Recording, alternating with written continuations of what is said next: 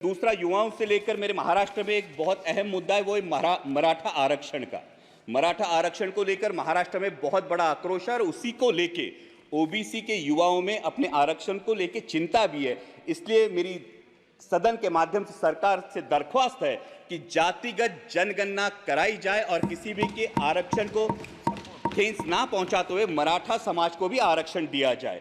और सर, अंत में मराठी में इतना ही कहूंगा कि जलवायू की भी महामहिम राष्ट्रपतीजीने बात की, लेकिन आत्ताच आमच्याकडे माऊलींच्या पालखीचं प्रस्थान झालंय आणि इंद्रायणी माई अजूनही फेसाळलेली आहे। करोडो रुपयांचा खर्च होऊन सुद्धा जर आमच्या वारकऱ्यांचं श्रद्धास्थान असलेली आमच्या इंद्रायणी माईला जर मोकळा श्वास मिळत नसेल तर नक्की हा पैसा जातो कुठं, या नदी सुधार प्रकल्पाचा विचार व्हावा।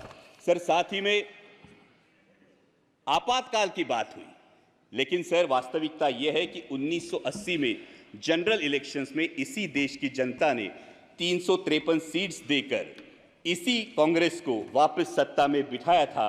तो ये मैं जानना चाहूंगा कि बार बार पुरानी जख्मों को कुदेरने से क्या हासिल होगा।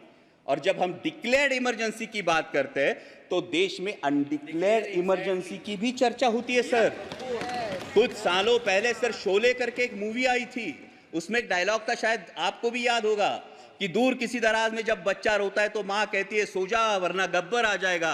सर, हालात ऐसे थे कि जब विपक्ष का कोई नेता सरकार के खिलाफ बोलता है तो उसको बोला जाता है चुप हो जा, सरकार के खिलाफ मत बोल वरना ईडी, सीबीआई या इनकम टैक्स आ जाएगा।